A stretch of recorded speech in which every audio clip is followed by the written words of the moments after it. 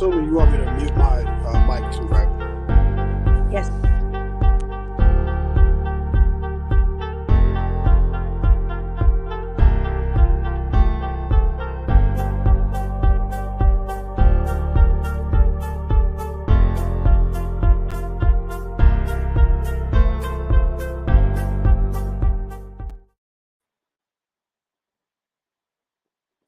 Good morning, everyone. My name is Stanley Atkins II, your Director of Hemp Farming and Technology with Minorities for Medical Marijuana, and welcome to this month's edition of Sow the Land. If this is your first time joining us, thank you. Be sure to turn on your alerts to find out when more episodes will be viewing and when we post updates. But if you've never been here before, what is Sow the Land? Sow the Land is a program headed up by Minorities for Medical Marijuana, a 501c3 that is located in over 25 different states and the Caribbean. Of our national program, Sow the Land is our national hemp farming education and outreach program. Our program highlight is the annual hemp symposium that we host each summer. Stay tuned for the updates for next year because we're going to be having another great symposium summer of 2024, and you're not going to want to miss this one. So if you've seen previous episodes, you know that we've had people on that were processors, we've had cultivators, we've had people that even worked in policy products. Well, today we tied all of that in together because the guest we're going to have for you is going to bring something that's coming from a different angle than we normally hear when it comes to cannabis, hemp, and education. Also, in today's episode, we will tell you about upcoming events and stay tuned for the updates for MJ BizCon. So now that you know what we're doing here today, how we're doing it, and who we are, let's get into the updates that I have for you. So from last month, you remember we had some guests on to talk about an upcoming program known as Acres for Change. What is Acres for Change? How is it? What is it going to do? Who's it going to serve? So I'm going to read something to you, and this is the actual program that we're going to be presenting at the top of next year. So Acres for Change is backed by the team at Iconoclast. The program is a USDA Smart Climate Commodities Grant focused on hemp farming and production. This program is designed with outreach and inclusion efforts aimed for historically disadvantaged farmers. Ultimately, this project will enhance and support global zero climate initiatives. We're going to be beginning with the onboarding process. That's going to be phase 1, and that is going to be the initial assessment form. In this form, we're going to be reaching out to farmers. We're going to be reaching out to people who want to be farmers, but primarily we need people with active farms. The reason for this is we currently have 7 program states. These program states are following: Colorado, Florida, Texas, Virginia, Oklahoma, Nebraska, Wisconsin, New York, and Pennsylvania. We'll be sending out a form link very soon for people who are interested and feel that you may qualify for this program. There will be a vetting process because we want to ensure that the resources that we're allocating are going to the correct places. Because in order to really grow this supply chain, to grow the hemp industry, we need more people growing hemp. With more people growing hemp, we need people who can use the resources from the government to grow said hemp. There's a lot of tension in the hemp industry because we have a bottleneck. A lot of people grew for hemp flower and CBD. And next thing you know, we had too many people with too much hemp.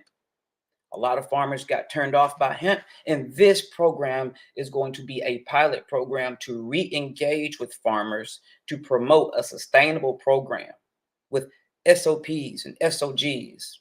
And for those who may not know what that means, those are standard operating procedures, standard operating guidelines. So just a little bit more on that program. Sign up, look for the link. We will have a landing page available soon, so please stay tuned. And that is our Acres for Change program presented by Iconoclast. And for more information, please be sure to reach out to me.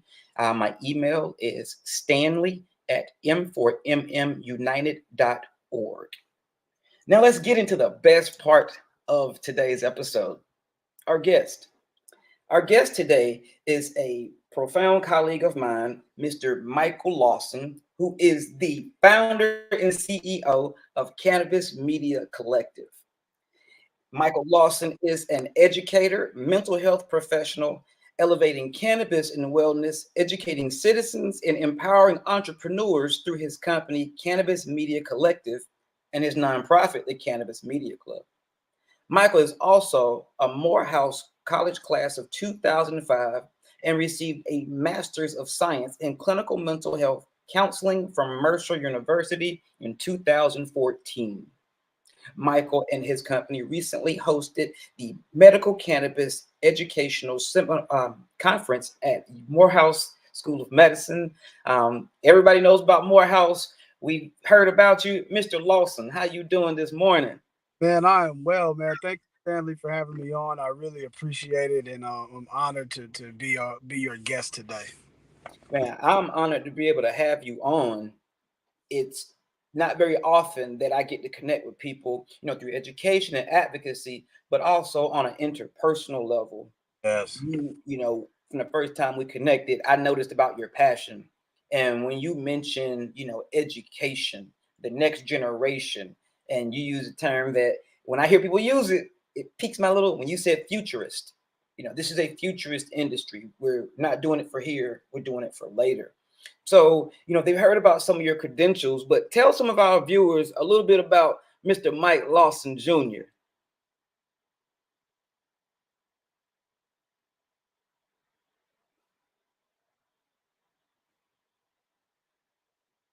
Can you hear us? Yep, you're good to go. Your mic's on. Oh, looks he may be having some technical difficulties. Are we coming through on your end, Mike?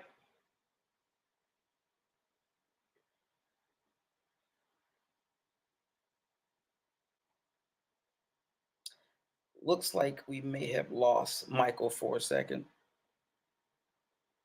Oh, there he is.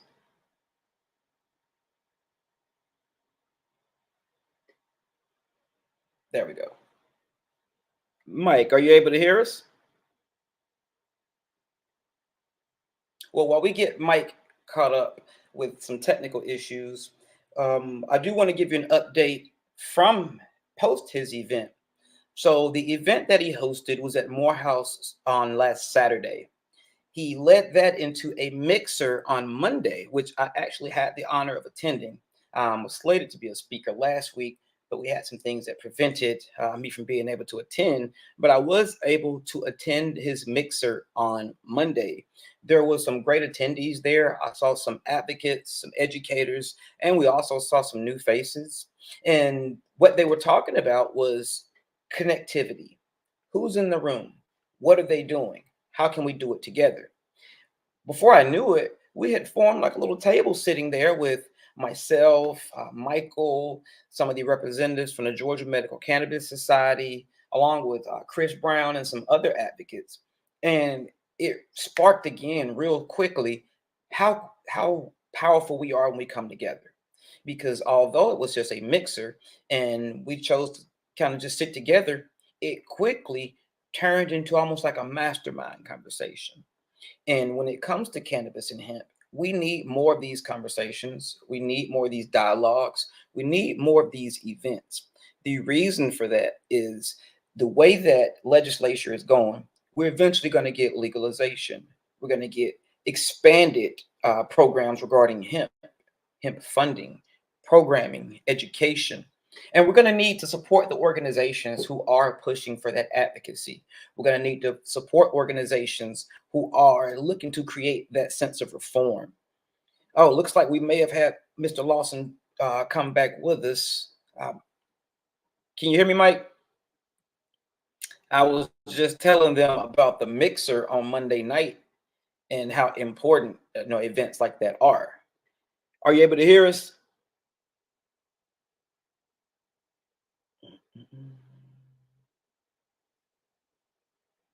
Please bear with us as we experience some technical difficulties.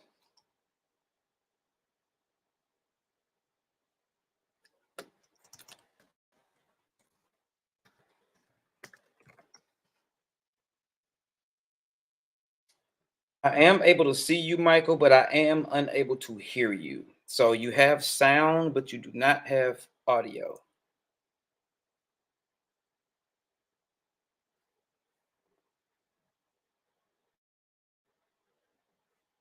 Is my audio coming in clear now?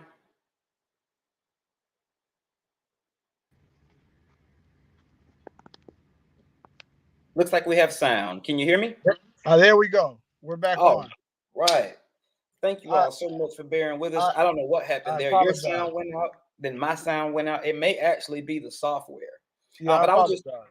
Yeah, I was telling the viewers about the mixer you had on Monday. How you Yes, had people from different genres of cannabis, from educators to advocates to yes, even new friendly faces. And I was telling them how important it is to have those types of events. So absolutely, backing up to the conference at Morehouse School of Medicine, backing up to yourself, tell us a little bit more about yourself and what led you, what led you down this pathway for absolutely, pursuing cannabis and education. absolutely. Thank you for once again. Thank you for having me. It's funny how the universe works when you're trying to do good work, things get in the way. So the technical difficulties, we're gonna put that behind us, and the message is still gonna be heard and received. But thank you. And my journey in this really started, Stanley, when I was a teenager. I'm from Los Angeles originally, and I remember distinctly when I was 13 years old, Proposition 215 passed, which Hmm. legalized medical cannabis. And everywhere we went, you would see people using cannabis. When I see using, I mean smoking it. And I saw a wide range of people using cannabis, from people my grandparents' age, my parents' age, my peers, of course. So I grew up always hearing about medical cannabis, right? But it wasn't until, well, let me back up. I grew up hearing about medical cannabis, and of course, my peers were smoking it. I saw my parents sneaking and smoking it from time to time, and so I got very curious about where does this plant come from, right? Because everybody either buying it off the street or in a dispensary, you get it in a bag, you get it in a jar. But I was always curious about the process, like how does it go from growing on a plant to Hmm. arriving in a jar, right? And so I'll never forget it. One of the most important moments of my journey. I think it was 1997. I went to Blockbuster Video to buy Ice Cube or something, and I saw How to Grow Weed on the shelf. And sure enough, I rented it, and I became fascinated with this 90 to 100-day process of harvesting cannabis. And so even in high school, I was just very curious, and I was a year-round athlete, so I played basketball, soccer, ran track, baseball. So I smoked occasionally, but I really wasn't a smoker in high school. It really messed with my stamina. I have a little bit of asthma, and so I wasn't really a huge consumer of cannabis, not edibles or any route of administration for that matter. But once I got to Morehouse, everything changed. I was no longer an athlete, right? Okay. Um, and so I started smoking regularly. Um, and the second milestone in my journey was I was on the side of the library. Shout out to Woodruff Library, called Club Woody back in the day. I think they still call it that. That's the library with Morehouse, Clark, Spelman, Morris Brown. We all share the same library on campus. And I had a little roach from earlier that day, from like lunchtime. So I'm like, oh, you know what? Let me smoke this little roach before I go in the library. And Hmm. man, when I tell you I was laser focused in there, I was in there for about 5, 6 hours, and it felt like maybe 1 or 2 hours. And I was scratching my head like, man, why was I so focused? Like it felt different. And then I realized, like, oh wait, Hmm. I smoked this little bit of bud. And so what I didn't realize then was I was microdosing cannabis, right? So I microdosed this cannabis. It improved my focus. It had me um, just keyed in all the way. And I was an English major, so I spent a lot of time reading and writing, and it helped me tremendously. So I share that story to say, my sophomore year at Morehouse is when I had my personal experience with cannabis working for me in a medical type of sense. Right Mm-hmm. up until that moment, it was just everybody's just getting faded, we're getting high, oh, roll up, hang out. But I had been hearing about medical cannabis since I was a teenager, so that was my moment of connecting the dots and saying, oh, I get it now, right? And so from that moment on, I just became a cannabis nerd, right? And to be totally transparent, I was the weed man in college back then, right? So I spent my whole freshman year buying trash bud on campus. My sophomore year, I figured it out and started having just my own personal supply, but I would share with my friends and personal and Mm-hmm. family and so on and so forth. Um, but I was very intentional about learning about the plant, about learning about the process, and really taking a scholarly academic approach to the plant, even when I was in college. So fast forward um, to 2014, I'm in grad school. I'm studying mental health, clinical mental health, and everything I'm reading about this plant is contrary to what I have learned up until this point. As a self study, it's telling us that the only effects or outcomes from using cannabis are negative. It's completely addictive. It's harmful. It's something you should stay away from. It causes psychosis and so on and Yeah. so. Y'all know the rhetoric. I don't have to preach to the choir. So when I learned that in grad school, that was my third milestone in my journey where I understood that this plant is totally misunderstood in Mm-hmm. Mm-hmm. particularly all professional sectors. And you talk about any industry, the plant is misunderstood. People are getting fired for having positive THC drug screens. I mean, it's crazy when if we're really being honest, is a substantial number of the workforce that's using cannabis before they go to work, and Absolutely. and they're And being some more during. productive, and they're being better employees or better bosses, etc. We'll get into that later. But when I was in grad school, and to be transparent again, I had a nice little basement grow going at the time, so I was deep into it. I had Mm-hmm. four pots going in my basement.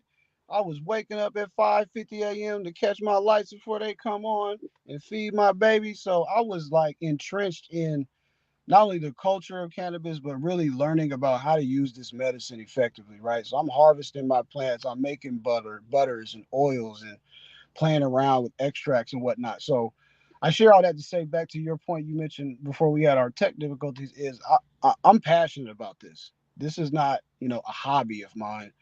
This is something that I feel like I've been purposed to do, that I've been called to do.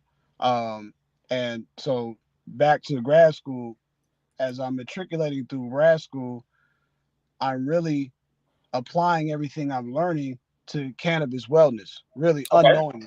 unknowingly, right? All the principles of mental health, and really just wellness in general. I'm realizing that there are so many different dynamics that overlap when it comes to cannabis, and being that it's so misunderstood, I immediately saw that, wait, there's a lane here for educating consumers, those of us who are using this plant recreationally, not realizing that we're really using medicine, but in a recreational manner, Well, right? don't give them too much yet, because that actually leads into a Okay. couple of my next questions. Yes. Because we know that a lot of people in this industry, they started out with a personal passion. I Right. like to tell people I am truly a drug war veteran. I have a similar story, but Right. I actually took horticulture and botany in high school. When I Wow. re- when I took them, I knew at the time I liked smoking. I had been smoking a couple years, and it was all girls in the class. And my teacher was like, my counselor was like, it's an easy class, and it's like girls. Right. I was like, okay, Right. class with flowers and girls. I like both of those. Let's do it. I Right. learned so much in that class, and not just cannabis, but actually as it pertains to horticulture and the science of botany. So having Right. that passion, I had my first plant when I was about 10th, 11th grade. It was a 6-foot sativa. I do nothing about harvesting, so That was terrible. But Right. it just showed me then that I could. I don't currently because of state legislation. But so that led me into talking about why you were so passionate about cannabis. But Right. the question that I have for you is, you see that it's a lane. You see that education is needed. You see that resources are needed. But why colleges? What made you choose a college, university? But especially, what made you select a historically Black college university to initiate your program? Absolutely. My partner Justin Buck and I, we started Cannabis Literacy Club specifically with the intention of educating Morehouse, Clark, Spelman, Morris Brown, Atlanta University Center students Mhm. because that's our alma mater. We're a product of that environment, right? And so it just felt natural to return back home, and deliver this news, if you will, and deliver this program to a community that really is responsible for um, raising and shaping me into the man that I am, right? And so Mhm. I wanted to give back. And more than anybody, for those of us who are laying the foundation in this new emerging industry, we didn't have a playbook. We Yeah. didn't have mentorship to show us the way, right? We're actually paid the way as pioneers. And so we have a tremendous opportunity now to share what we've learned thus far with the next generation of entrepreneurs, of innovators, of thinkers, of designers, of executors, in this soon to be $1 trillion industry, right? And so, Cannabis Literacy Club is focused on educating the students on the science of cannabis wellness. Like, okay, we know that it helps us with pain and inflammation and depression and Mhm. anxiety and so on and so forth. But how exactly does it do that, right? On a molecular level, on a scientific level. So we educate the students on that, and it's very eye opening for them because they're using all different types of routes of administration. I mean, a lot of them are smoking, but some of them are using vape pens, and they're not Mhm. they're not familiar with metal leaching and contaminants and where they're getting their oils from and so on and so forth. So it's a tremendous benefit to them. But secondly, and honestly, the more important part is the career development piece, right? We're focused on letting these students know there's a direct connection between your major, your discipline, and a lane in this industry. So no matter what you study, I was an English major, minor in sociology, Okay.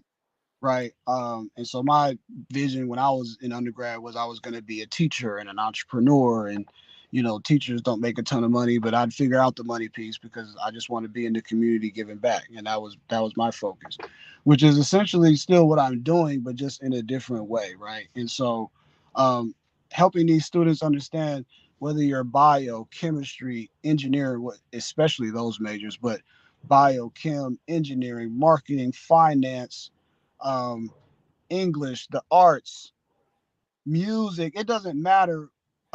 Design, architecture. We talk about the next wave of greenhouse design coming. I mean, the sky's the limit. I can go on for days, but you pick a major at Morehouse or any college, university for that matter, and there is a sustainable salary, not to mention promising career waiting for you in the cannabis industry. So we're trying to help students understand that and make that connection. And um, we had our first year last year was our first year of the program, but now that we're in our second year, we're realizing that we also want to focus on the community as well, right? Because I'm an educated person, but I'm also I've worked in workforce development in the nonprofit space, and what I know is that everybody is not destined for college, right? Yeah. College And is not everybody's destination. However, there's still workforce development conversation to be had about developing skill sets in the yeah, community that can the be job applied. skills training actually, Uh, and that comment actually ties into something I was going to bring up today, where the segue, the merging, the intersection of cannabis and hemp, they're yes, really not that far separated. I No. know legally there is a varying degree of separation, which we won't get into. As a whole conversation for a different day. But those pathways interchange because I know last year when I did the symposium, it was primarily focused on industrial hemp. You know, it had Right. two tracks: freedom to grow, freedom to sow. So one for the actual science and cultivation side, one for more the business and the ancillary side. Right. And I had multiple requests to do a medical cannabis track. Hmm. Could I have done a medical cannabis track? Yes. You know, that's my strongest suit, the medical cannabis. But it just didn't tie with that type of event. You know, it just wouldn't have fit. It would have been a green Right. hat at an orange hat party. Right. So with you laying the foundation, you choosing the schools, I appreciate that because I'm 40 years old. I have to realize I am the now. They are the future. Right. If we don't pour into them, we can't expect them to pour into us when we're in these wheelchairs when we get older, when we're on these Come on. walkers. Come on. So the job skills, workforce development, all of that ties into it. So for anyone watching who has a younger person who may be in high school or college that doesn't know what they want to do, but you know they are potentially interested in some aspect of this industry. It doesn't have to necessarily be cultivation. It doesn't have to necessarily be, you know, rolling pre-rolls or joints. There is software, as Michael was saying, there are logistical things that need to be taken care of. Engineering. There's someone right now inventing the next decortication machine to separate industrial hemp fiber. Right. And without the next generation of engineers even entertaining these concepts, that is how we get left behind. And that Absolutely. leads me into, you know, the recent conference. So tell us a little bit about how you came about wanting to do a conference and what made you finally decide, you know what, I'm going to move forward with this because we need it. Absolutely. That's a great question. So last year, Justin and I, he's also Morehouse class of 2018. So Justin and I are just a great team because I'm also 40, Stanley. So I bring my 80s baby wisdom to the table, and he brings that younger, sharp generation energy to the table. And so Mhm. Justin and I came together last summer, and we just had a conversation about, is anybody doing anything to educate the students on campus and help them look into careers in cannabis, right? And we had that conversation because last year we traveled quite a bit. We hit a lot of conferences. Um, and as you know, when you travel to these conferences, there's not many of us in the room. Absolutely not. And it can be frustrating. Um, but it can also be an advantage, right? Because now it's not many of us, so I see you. And now I'm going to make time to talk to you, connect with you, and our network grows. But Justin and I realized that we had all these prolific entrepreneurs to come out of the Atlanta University Center in cannabis, um, but we didn't see anybody reaching down to pull up that next generation of innovation. And Mm. we had a conversation. I'll always be indebted to Mr. Henry Goodgame. He's the director of alumni engagement at Morehouse. He is one of the administrators that really has his finger on the pulse of the campus and his and the president's ear and all the other stakeholders who make decisions on campus. And so we approached him and said, "Hey, you look at Southern, you look at FAM, you look at these other schools. They're already moving on this. They get it. Fort Valley.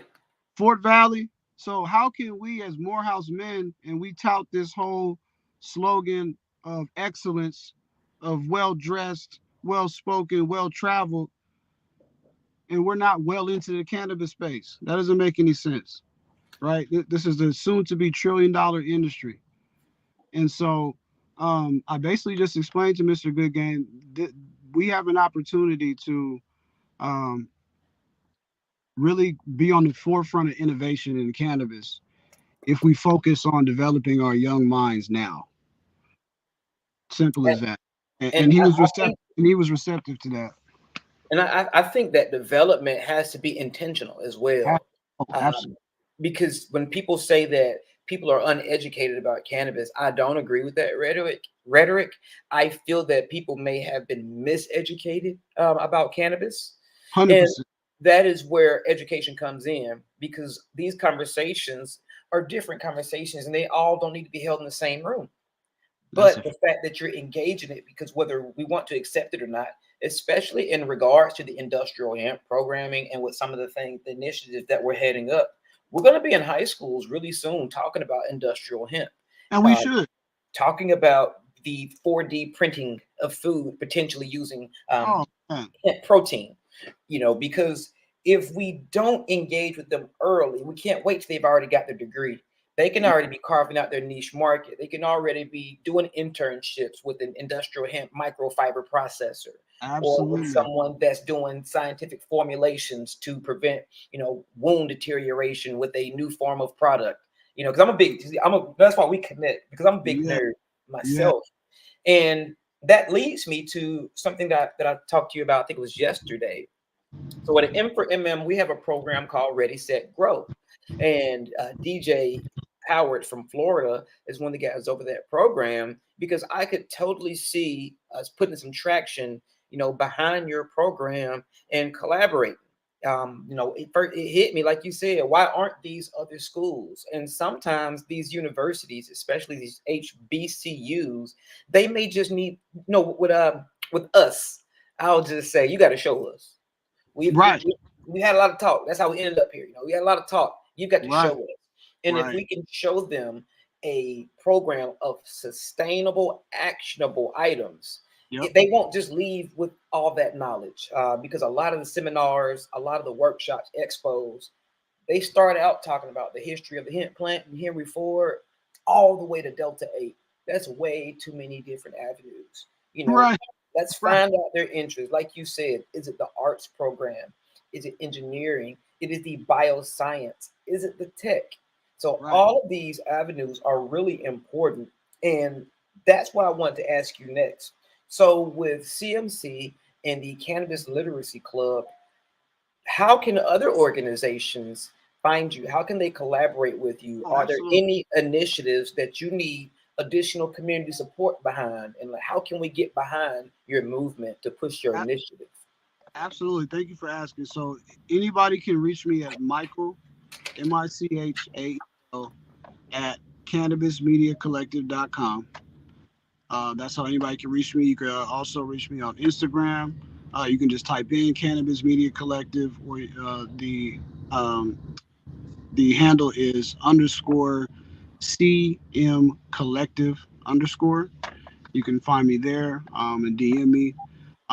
But email is a great way to communicate with me. And my vision when I founded Cannabis Media Collective, which was why I was intentional in the name, is I want it to be a collaborative effort with similar like-minded advocates, educators, policymakers, stakeholders, community leaders, etc. And so my vision for CMC is to be a platform where consumers can go to find information that Okay, help them have positive outcomes, whether they're trying to look into cannabis pediatrics for their children, whether they're trying to figure out what products to use to work for them for any particular ailment. Consumers can go find content. Practitioners, right? So many of our doctors are not trained in the endocannabinoid system, absolutely. let alone cannabis science, right? They hear about cannabis consumption, they have patients that use it, but a lot of doctors don't know much about it, right? Yes. So And what they do know has been watered down or 100%. clouded. 100%. And so Cannabis Media Collective is a platform where no matter what type of citizen you are, a consumer, a medical practitioner, whether that's in mental health, physical health, family practitioners, DOs, MDs, etc., I want to create a collaborative team of scholars to where we create content that is scholarly based, that is empirically based, and that is bringing a whole different educational academic lens to this plant, because that's what's missing, right? Years ago, another milestone in my journey, I worked as a multi-systemic therapist in the DeKalb County Juvenile Court. So my clients were on probation, and and all my clients were smoking bud, and that was their primary issue. They couldn't pass a drug test, so they're risking prison time because they're smoking cannabis. And fortunately, I had the courage to step up for my clients. And shout out to Chief Judge Vincent Crawford. He's still the chief judge there in DeKalb County Court. Shout out to my good friend Cameron Hawkins, who just got appointed to that court. Oh, wow. Okay. My fellow Morehouse brother, class of '05. Shout out to Cameron. I had to explain to Judge Crawford, hey, my clients are using cannabis to mitigate symptoms of post traumatic stress. These young men and women have either been the victims of a violent crime Mm-hmm. or perpetrated a violent crime or been a witness to a violent crime or some type of community violence, right? And the relief that they get from cannabis is worth the risk of, of violating probation. But guess what? There was no cannabis media collective for me to go say, hey, Judge Crawford, watch this video with Dr. Rashawn Hodge. He talks about Mm-hmm. stress. Watch this video with Dr. Sean Hedman out of Portland, Oregon. He talks about mental health and anxiety and cannabis. Watch this video, read this article, look at this journal entry from, you know, Journal of American Medicine, etc. And so that didn't exist. And so now we have an opportunity to share information, and we don't have to just go to YouTube and scour through the YouTube abyss to find information that we need. And so Mm-hmm. absolutely, Cannabis Media Collective, its sole purpose is to be a collective of creators that are focused on elevating cannabis wellness. That's that. um, Anybody looking to collaborate and create content together, or if you have your own content and you just want it to live on my platform, we can also do that. If people have merch or links to their own stores, they can drop that on the platform. Right? It's a community, and Cannabis Literacy Club is a 501c3, so that's a nonprofit entity, and we're focused. Our home base is here in Atlanta, but as you know, and I thank you for extending your hand and helping us expand. We are looking to expand. We started off with the focus on the college community and students, but we realized that the desire to receive this education is so strong in the community that we don't want to limit that to just college students, right? Because Mm-hmm. like we said, I'm an educated guy, but every guy and gal coming out of high school may not go to college. And more importantly, you don't need to go to college to live well and earn a salary in a wage where you can enjoy your life. I tell people all the time, man, my neighbor is a plumber, and dude's got a fleet of cars. Big boy Range Rover, wife's got a Benz, a drop. He's got two work trucks. You see him in Home Depot, he's looking dirty and smelling bad, and you would never know. This man is Mm-hmm. successful. So and I share that story, not to just flex on people, but what I'm trying to say is, when you look at True Leaf, when you look at botanical sciences, when you look at MSOs and whoever gets the license to cultivate, when they set up that 100,000 square foot grow facility, it's going to need lights. Yeah. It's going it's going to need irrigation. It's going to need HVAC. It's going to need concrete brick It's gonna need masonry. security badging systems It's to get going in to and out need of every security door. back systems and software. It's going to need seed to sale tracking software. Yeah. It's going to need staffing software. So when we talk about that, we talk about who's going to train the next wave of the workforce who's going to do that work. We can't Absolutely. we can't Absolutely. we can't allow, and I'm not trying to knock these people because it's only two MSOs here doing work legally, but we can't allow botanical sciences or truly to just say, no, we're going to bring our own people. We've trained them on our SOPs and our SOGs, so we've got to handle. No, And we that's can't. and I think those are some of the things that when we were going through the licensing process here in Georgia, that they were like, hey, are they gonna bring in their own people? And to the best of my knowledge, both entities, they've been playing by the rules. They brought people on that were along with the process, advocates, educators, veterans. because we're a corporate state. It's not mom and pop cannabis. So the Right. fact that the companies are operating within the program the way they're supposed to, I know there's a lot of haze, a lot of red tape, yellow tape, but from what I've seen, that is important, and I'm glad you made that point, because there are some states that these companies come in and they say they're going to hire people from those states or collaborate with organizations in those states, and they never do.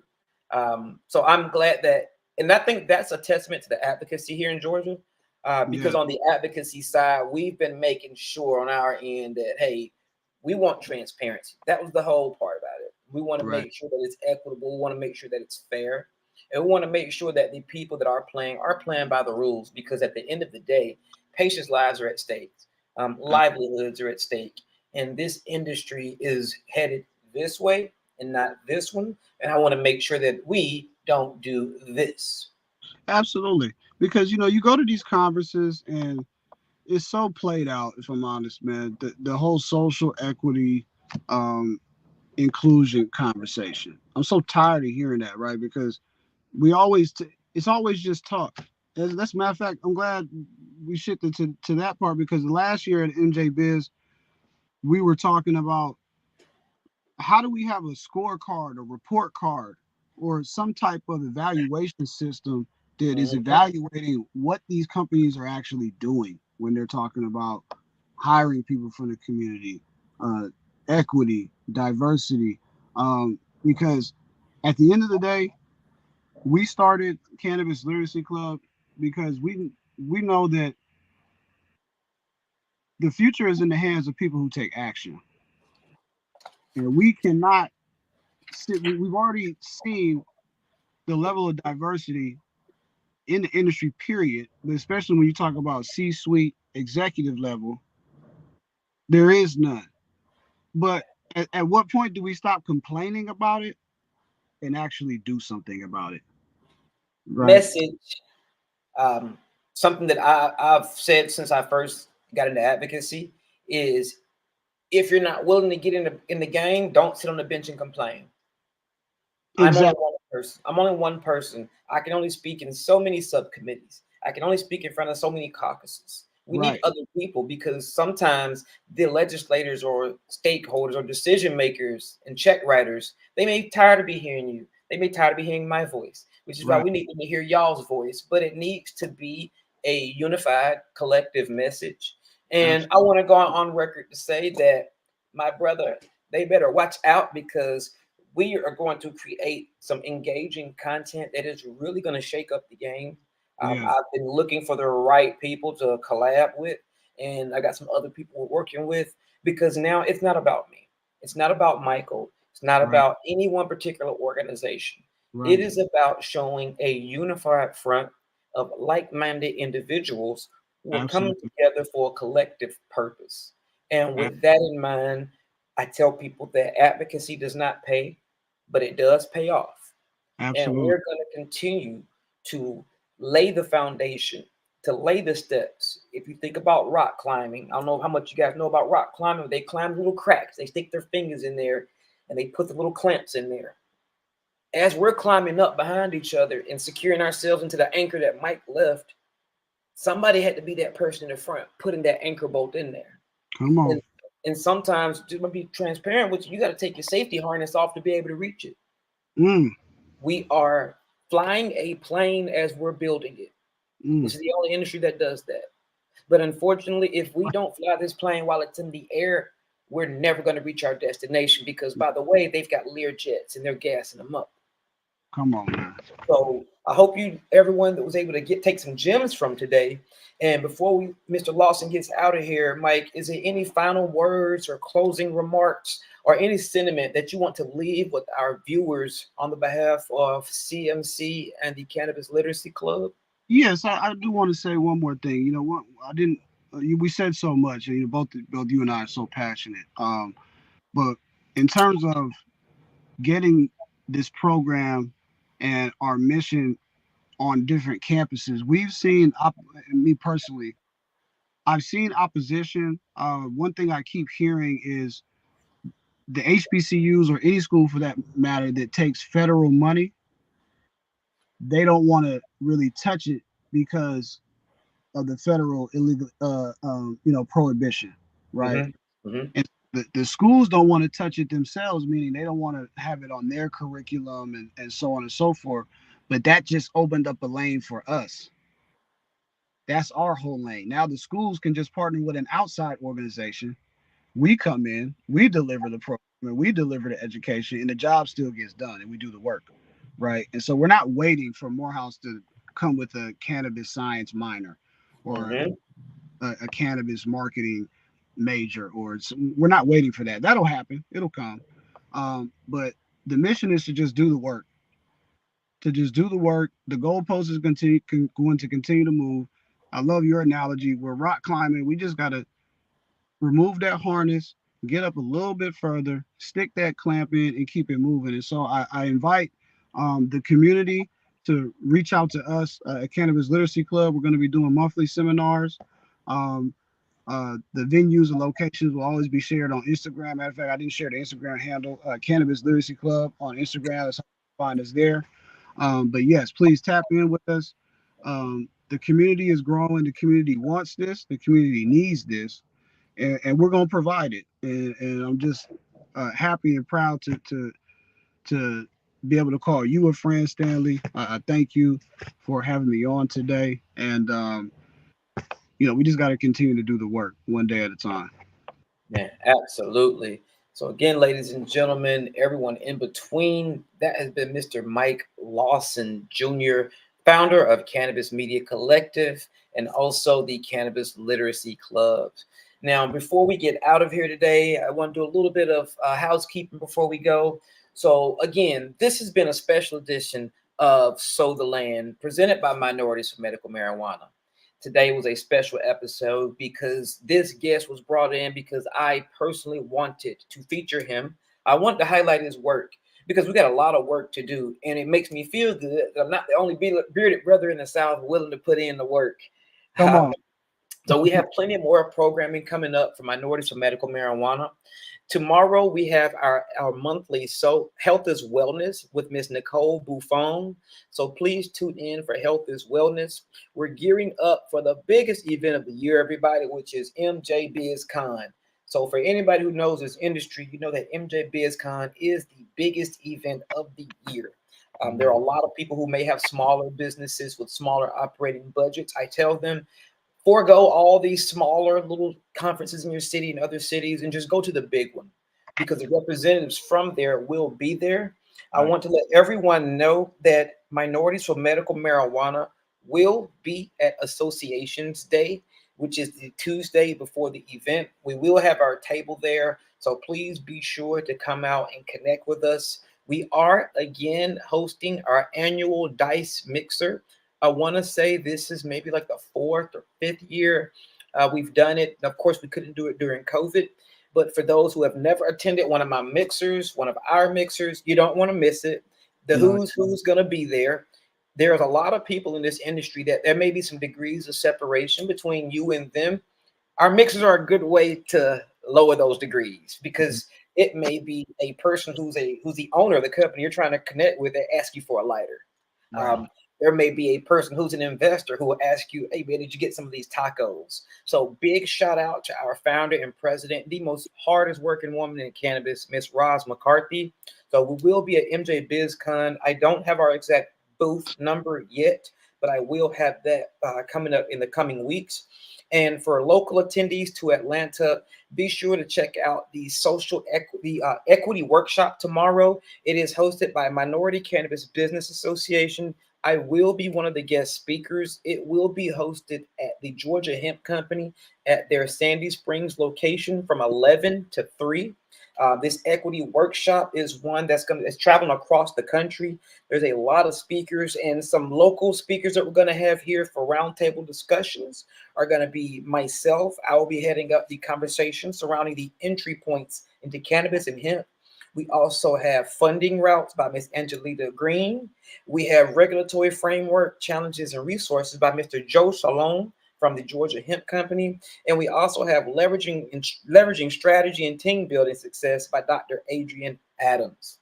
Even if you arrive a little late, we will be hosting a panel at 2 o'clock, of which I will be a moderator, and it will feature East Point City Councilman Mr. Lance Robertson, Teresa Yarborough from the Georgia Cannabis Industry Alliance, and Antoine Mordican, our Alabama State Director for Minorities for Medical Marijuana and Native Black Farm. So thank you all. Make sure you tune in for Health is Wellness because, as you know, Nicole is always going to bring it. Set your alerts. If share this program, support is a verb. And if you Mm, want to show the support an organization. You don't have to be, it doesn't have to be monetary. You can support by literally leaving a comment, posting a comment, sharing it. So remember that it costs nothing to click like, it costs nothing to share someone's profile with someone else. And do me a favor, if you continue to support the Canamedic, you continue to support Minorities for Medical Marijuana, be sure to support the Cannabis Media Collective. And the last but most important update of the day before we get out of here is we have announced a new Georgia State Director, Mr. Michael Coach Harris. So a mm. big M for M shout out to Coach. Hey man, he's been on the ground. I mean, I can honestly say from my first days at the Capitol regarding hemp, cannabis legislation, Coach has been there. I've had some late nights and early mornings with Coach, and we've had some good eating with Coach. That's So again, big shout out to Mr. Michael Coach Harris from Georgia Hemp Association. We're glad to have you on board. He's always been a team member, and now he's going to continue up his working heart and dedication. So again, thank you, Michael. My name is Stanley Atkins II, your National Director of Hemp Farming and Technology with Minorities for Medical Marijuana. Thank you for bearing through the technical difficulties, and we'll be back next month with Sow the Land. I am doing a special MJ BizCon prep show. So if you're going to the show, you know someone who's going to the show, make sure you tune in next month because we're going to give you some ins, outs, how to's, how not to's, to do's, and not to do's for MJ BizCon. Thank you. This is Stanley Atkins signing off, Minorities for Medical Marijuana. Thank you all so much. Thank you, sir.